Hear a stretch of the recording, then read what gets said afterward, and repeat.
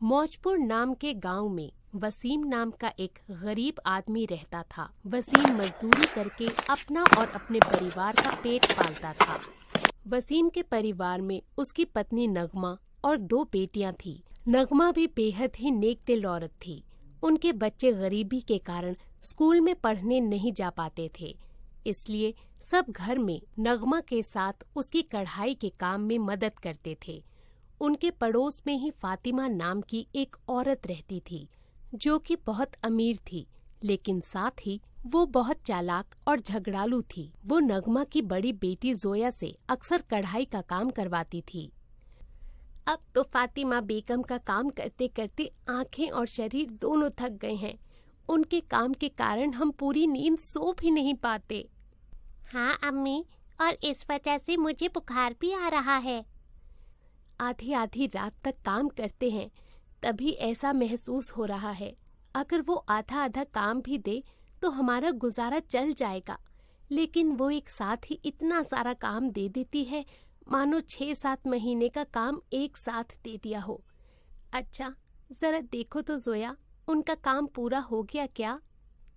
हाँ अम्मी जान, उनका काम लगभग पूरा हो गया है। बस थोड़ी सी कुर्ते पर कढ़ाई करना बाकी है। ठीक है बेटी, ये तो बस हम गरीबों की मजबूरी है, वरना हमारा भी मन करता है कि हम भी थोड़ा आराम से काम कर लें। अच्छा, और किसी का काम तो नहीं रह गया ना? नहीं अम्मी, सबका काम पूरा है। या अल्लाह, थोड़ा रहम कर। ईद आने वाली है और मेरी किसी भी बच्ची के पास नए कपड़े नहीं हैं। उधर तुम्हारे अब्बू का काम भी कुछ खास नहीं है। उनका मालिक कहता है कि उनके पास काम कम है और कारीगर ज्यादा, इसलिए वो तुम्हारे अब्बू को काम से हटाने की सोच रहे थे। आप परेशान ना हो अम्मी जान, अल्लाह सब ठीक करेगा। अच्छा, अब मैं फातिमा बेगम के कपड़े देकर आती हूँ। कुछ देर बाद जोया वापस लौटती है तो नगमा उससे पूछती है, सोया बेटी, फातिमा बेगम ने पैसे दिए क्या? नहीं अम्मी, उन्होंने कहा है कि आज पैसे नहीं हैं, कल ले लेना। हम तो आस लगाए बैठे थे कि आज पैसे मिलेंगे तो ईद के लिए नए कपड़े बन जाएंगे। 3-4 दिन बाद वसीम काम पर से लौटा। उसे उदास देख नगमा ने उससे पूछा, क्या बात है जी, आपकी तबीयत ठीक नहीं है क्या? नगमा, मालिक ने आज मेरी छुट्टी कर दी है और कहा है जब काम आएगा तब बुलाएगा। अब क्या होगा? एक तो घर में पैसे भी खाने के लिए कुछ नहीं है। अब हमारी ईद कैसे मनेगी? अगली सुबह नगमा ने जोया को फातिमा बेगम के घर पैसे लेने भेजा। जोया फातिमा के घर गई, लेकिन जल्द ही मुंह लटकाकर वापस लौट आई। क्या हुआ बेटी? अम्मी जान, फातिमा बेगम कह रही है कि हमने उन्हें कोई कपड़े दिए ही नहीं। ये सुनकर तो नगमा के होश ही उड़ गए। वो फातिमा के पास गई और बोली, बहन, ऐसा मत करो। बच्चों ने दिन रात मेहनत करके तुम्हारे कपड़े तैयार किए थे। हमारे साथ ऐसा मत करो और हमारे पैसे हमें दे दो। अच्छा, तो क्या मैं झूठ बोल रही हूँ? मुझे पहले मेरे कपड़े लाकर दो, उसके बाद ही मैं तुम्हें पैसे दूंगी। उन दोनों के बीच खूब लड़ाई हुई, लेकिन फातिमा ने माना ही नहीं कि उसे कपड़े मिल चुके हैं। इस तरह फातिमा ने उनकी मेहनत के पैसे हड़प लिए। नगमा रोते हुए घर लौट आई। क्या बात है, बड़े लोगों की बात है नगमा, अब हम उनसे लड़ भी नहीं सकते। अब जो हुआ सो हुआ। नगमा, देखो तो जरा, फातिमा बेगम के घर से धुआं उठ रहा है। अरे हाँ, लेकिन मैंने तो फातिमा बेगम को बाजार जाते देखा था। क्या उनके बच्चे भी उनके साथ थे? नहीं, मैंने तो उन्हें जाते हुए नहीं देखा। इसका मतलब उनके बच्चे घर में ही हैं। चलो, हमें चलकर देखना होगा। वसीम, नगमा और उनके बच्चे फातिमा के घर के ओर गए तो उन्होंने देखा घर में आग लगी हुई है और बाहर दरवाजे पर ताला लगा हुआ है। या अल्लाह, लगता है शॉर्ट सर्किट की वजह से आग लगी है। हमें उन दोनों को बचाना होगा। वसीम ने ईंट मारकर ताला तोड़ा और उसके घर में घुस गया। या अल्लाह, ये तो पर्दों में भी आग लग गई और बच्चे कमरे के अंदर ही हैं। इतनी जोर से आग लगी है, अब कैसे अंदर जाऊं? अब्बू जान, आप जल्दी से बिजली की लाइन काटिए, हम दोनों उन बच्चों को निकाल कर लाते हैं। वसीम ने जल्दी से मेन लाइट बंद कर दी। जोया और नगमा झट से कमरे के अंदर गईं और फातिमा के दोनों बच्चों को बाहर लेकर आ गईं। इतने में और पड़ोसी भी वहां आ गए। फातिमा कुछ देर बाद बाजार से लौटी तो अपने दरवाजे के आगे इतनी भीड़ देख डर गई। या अल्लाह, मेरे बच्चे कहीं वो जलकर मर तो नहीं गए? फातिमा जोर जोर से रोने लगी। तभी वसीम और नगमा दोनों बच्चों को लेकर वहां आए।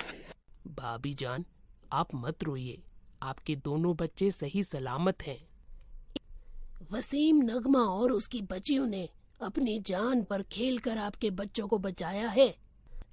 फातिमा को अपने किए पर बहुत पछतावा हो रहा था। उसने कहा, भाईजान, आपका एहसान तो मैं ताउम्र भी नहीं चुका सकती। हमने तो बस इंसानियत पूरी की है। इंसान को कभी भी इंसानियत नहीं भूलनी चाहिए। आखिर हमें खुदा के घर भी तो जाना है। फातिमा को अपने किए पर बहुत पछतावा हुआ। अगले दिन वो अपने पति के साथ नगमा और वसीम के घर गई और ढेर सारी मिठाइयाँ और नए कपड़े उन्हें दिए। साथ ही नगमा के पैसे भी उसने लौटा दिए। आपने जो हमारे लिए किया है उसके आगे ये कुछ भी नहीं है। इस बार की ईद हम आपके साथ मनाएंगे। और भाईजान, आपकी नौकरी का इंतजाम मेरे शौहर ने कर दिया है। वसीम ने देखा फातिमा के शौहर खड़े होकर मुस्कुरा रहे थे। उन्होंने वसीम की नौकरी अपनी कंपनी में लगवा दी। अब वसीम के परिवार में सभी बहुत खुश थे। फिर उन सब ने मिलकर खुशी खुशी एक साथ ईद मनाई।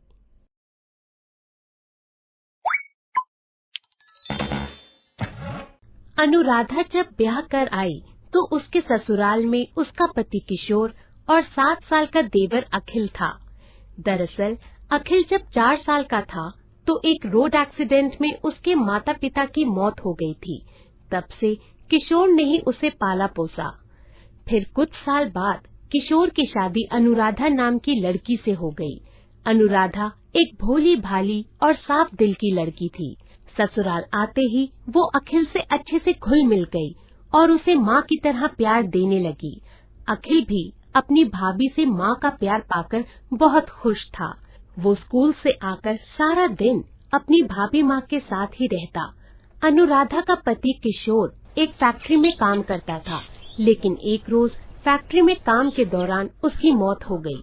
शादी के 8 महीने बाद ही वो विधवा हो गई। अब घर का सारा बोझ अकेली अनुराधा के कंधों पर आ गया। अब मुझे ही कुछ काम करके अपने अखिल का ध्यान रखना होगा। उसका भाई चला गया तो क्या हुआ, उसकी भाभी माँ है ना, वो उसे पढ़ाएगी लिखाएगी और उसकी हर जरूरत पूरी करेगी। अनुराधा की झोपड़ी रेलवे स्टेशन से कुछ दूरी पर ही थी। वो उस रेलवे स्टेशन पर कुली का काम करने लगी। सारा दिन काम करने के बाद वो घर आकर सारा समय अखिल के साथ ही बिताती और उसे खूब लाड लगाती। हाय मेरा बच्चा, क्या किया आज? और जो खाना रखकर गई थी भरपेट खाया ना तूने? हाँ भाभी माँ। भाभी माँ, आप सारा दिन काम करके थक जाती होंगी ना? भाभी माँ, मैं जब पढ़ लिख कर बड़ी नौकरी करूँगा ना, तब आपको बिल्कुल रानियों की तरह रखूंगा। ये सुनकर अनुराधा की आंखों में आंसू आ जाते हैं। उसकी आंखों में बहुत सारे सपने हैं। वो सपने देखती है कि उसका अखिल बहुत बड़ा सरकारी अफसर बनेगा और उसे गाड़ी में घुमाएगा। अनुराधा साल भर काम करती, लेकिन दशहरे वाले दिन वो छुट्टी करती। फिर सारा दिन अखिल के साथ बिताती और शाम को उसे मेले में घुमाने ले जाती, जहाँ वो उसे खूब सारे झूले झुलाती है, तरह तरह की चीजें खिलाती और आखिर में जब रावण जलता है तो अखिल उसे देख डर जाता। अरे बेटा, डर क्यों रहा है? आज के दिन बुराई की मृत्यु होती है और अच्छे की जीत होती है। ऐसे ही समय बीतता है। अखिल जब 24 साल का हो जाता है और उसे एक मल्टीनेशनल कंपनी में नौकरी मिल जाती है, अखिल भागते हुए घर आता है और अपनी भाभी माँ को गले से लगा लेता है। भाभी माँ, मुझे नौकरी मिल गई है भाभी माँ। उस दिन वो दोनों ही बहुत खुश थे। अब अनुराधा काम छोड़ देती है। कुछ महीनों बाद अखिल अपनी पसंद की मॉडर्न लड़की मायरा से शादी कर लेता है। अब मेरा अखिल बड़ा हो गया, परिवार वाला हो गया। अब तो मैं आराम से अपने अखिल और मेरी देवरानी यानी मेरी बहू के साथ समय बिताऊंगी। लेकिन अखिल अपनी भाभी माँ को छोड़ सारा वक्त अपनी पत्नी के साथ ही बिताता। वो उसके प्यार में पूरी तरह पागल था। एक शाम जब वो ऑफिस से घर आया तो मायरा अपने कमरे में बैठी रो रही होती है। क्या हुआ मायरा, तुम रो क्यों रही हो? अखिल, मैं ऐसे नहीं रह सकती। जब से आई हूँ घर का सारा काम मुझ अकेली को ही करना पड़ता है। तुम्हारी भाभी तो कुछ काम करने को तैयार ही नहीं। अरे देवरानी हूँ तो क्या हुआ, इसका मतलब ये थोड़ी कि नौकरानी ही बना दोगे। अपनी भाभी को भी कहो कि वो भी घर के काम करें। फिर अखिल ने जाकर ये बात अनुराधा से कही। फिर अनुराधा भी घर के काम में मदद करने लगी, लेकिन बढ़ती उम्र के कारण वो घर के ज्यादा काम नहीं कर पाती। उसकी देवरानी सारा दिन उसको ताने देती रहती। अनुराधा सारा दिन भगवान राम की पूजा करती रहती। हे राम जी, मुझे शक्ति दे, अपनी कृपा मेरे घर पर बनाए रख। सारा दिन बस यहाँ बैठी बैठी पूजा पाठ करती रहती है। चल अब काम भी कर ले। कब तक मेरा पति तुझे पालता रहेगा? तेरा पति तो चला गया तुझे हमारे सर पर छोड़कर। अब कब तक मुफ्त की रोटियां तोड़ती रहेगी? अगर घर का काम नहीं हो रहा है तुझसे तो जा बाहर जाकर पैसे कमा कर ला। अरे कुछ काम तो आएगी तू हमारे। अनुराधा फिर से रेलवे स्टेशन पर जाकर कुली का काम करने लगी, लेकिन अब उसकी बढ़ती उम्र के कारण वो ज्यादा बोझ नहीं उठा पाती थी, जिस वजह से जब वो सामान सर पर उठाकर जा रही थी तभी वो लड़खड़ाकर गिर गई और उसके पैर में मोच आ गई। हे राम, मेरा सूटकेस गिरा दिया। अरे जानती भी है कितना महंगा सामान है इसके अंदर। तूने सब तोड़ दिया होगा। रुक, अभी बताती हूँ मैं तुझे। ये कहकर वो औरत अनुराधा को जोर जोर से मारने लगती है। शाम को अनुराधा खाली हाथ ही घर लौट आती है, जिस वजह से मायरा ने उसे खाना नहीं दिया। अखिल ने भी अपनी पत्नी की तरफदारी करते हुए कहा, भाभी, आप कुछ कमाकर घर लाएंगी तो ही आपको पैसे मिलेंगे। मेरे पास कोई दुनिया भर का खजाना नहीं है। अनुराधा भूखे पेट ही सो जाती है। अगले दिन मायरा तैयार होकर बाजार जाती है, जहाँ वो ढेर सारी शॉपिंग करती है और सारा सामान अपनी जेठानी अनुराधा के पास पकड़ा देती है। तेज धूप और इतने सारे सामान के बोझ से अनुराधा को चक्कर आ गया और वो बेहोश होकर गिर गई। ओह गॉड, मेरा सब सामान तूने जानबूझकर गिरा दिया ना? मायरा गुस्से में अपनी जेठानी को डंडे से पीटने लगी। बेहोशी में चोट लगने के कारण अनुराधा को हार्ट अटैक आ गया। उसे अस्पताल लाया गया, जहां डॉक्टर ने कहा, देखिए आपकी भाभी को पैरालिसिस का अटैक आया है, जिस वजह से वो ज्यादा चल फिर नहीं सकेंगी। सिर्फ बिस्तर पर पड़े हुए बात ही कर पाएंगी। ये सुनकर दोनों हैरान रह जाते हैं। इसका मतलब समझ रहे हो अखिल? अब वो हमेशा बिस्तर पर पड़ी रहेंगी और सारी उम्र हमें उसकी सेवा करनी होगी। साथ ही सुसु पॉटी साफ करना पड़ेगा, वो अलग। नहीं नहीं, छी छी, ये सब काम मुझसे नहीं होगा। तो तुम्हें क्या लगता है मैं करूँगा? ना बाबा ना। और अगर कोई काम वाली रखी तो उसका खर्च अलग। कुछ दिनों बाद दशहरा है, मेरे पास एक आइडिया है। मायरा अखिल को एक प्लान बताती है, जिसे सुन अखिल खुश हो जाता है। अरे वाह, ये तो बहुत अच्छा आइडिया है, किसी को भी हम पर शक नहीं होगा। कुछ दिनों बाद वो अनुराधा को घर ले आते हैं। एक रोज अनुराधा अपनी देवरानी से, मायरा मुझे कुछ खाने को दे दो, बहुत भूख लगी है। सारा दिन बिस्तर पर पड़ी रहती है, फिर भी भूख लगी है? न काम की न काज की, बस दुश्मन अनाज की। वैसे भी खाना खाकर क्या करेगी तू? कुछ दिनों बाद तो तुझे मरना ही है।